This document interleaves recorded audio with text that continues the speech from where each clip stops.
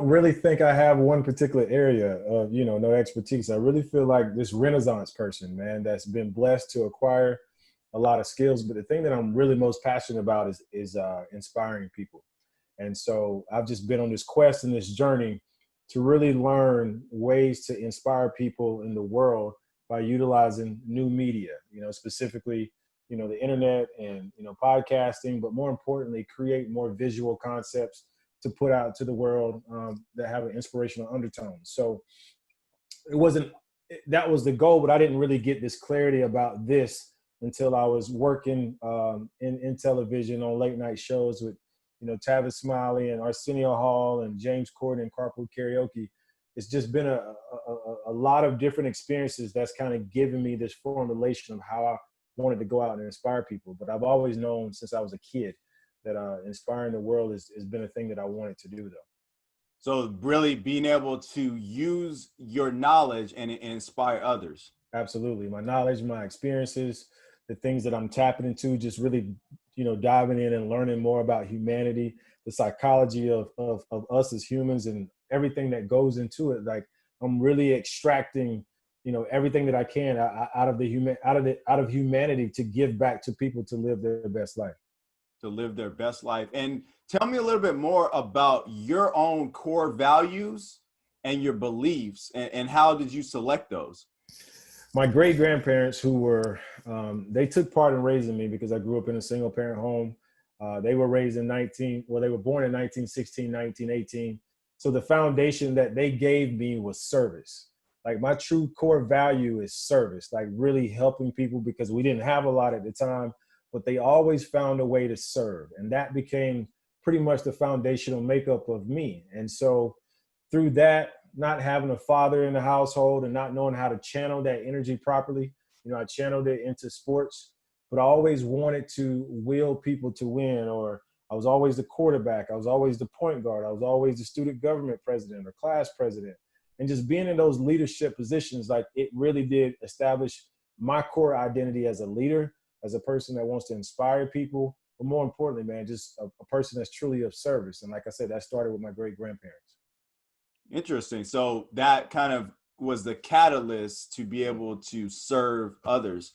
Now, looking back and reflecting on your journey thus far, what was a memorable challenge or fear that you had to overcome? Suicide. So that's probably the lowest point I've ever been in my life. I had essentially lost everything. I was working in Atlanta at the time, and my girlfriend had broken up with me, and it wasn't just my girlfriend. It was just loss. It was loss of everything. And for the first time in my life, I wanted to feel numb. I contemplated not the actual act, but, I guess you can't say the act because I was in my car contemplating doing it. And so that was pretty much the lowest point of my life that I've ever been. And when, for anybody that has ever experienced anything like that, man, when you're at the bottom and you go into such a dark place, there's no way to go but up. So, that was the lowest point for me, man. I had to really pull myself out of that because I was taking showers at LA Fitness. I was homeless, sleeping in my car. And that was all by choice. I could have went and stayed somewhere with family, but I was like, I got myself into this mess. I got to figure it out and get myself out of this. So being depressed, not understanding that, therapy was needed, not understanding that I had all these lingering traumas associated with me that was preventing me from being the best version of myself. And, once I came out of that, I moved to Los Angeles and started the process of what I'm doing right now to really establish the foundation to inspire the world.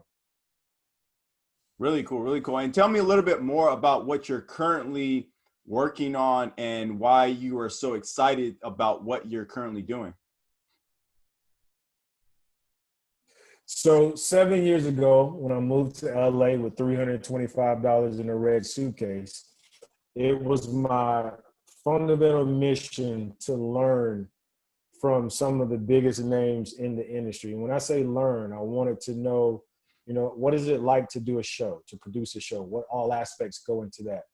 Be an author. What is it like to be a philanthropist? And so Tavis Smiley is the first person that allowed me to get my chops licked into the industry. And from there, I just kept learning and building relationships and building skill And so it's gotten to a place where now, like, I've dibbled and dabbled and tested on, putting out content out there. I wrote a book. The book became a bestseller.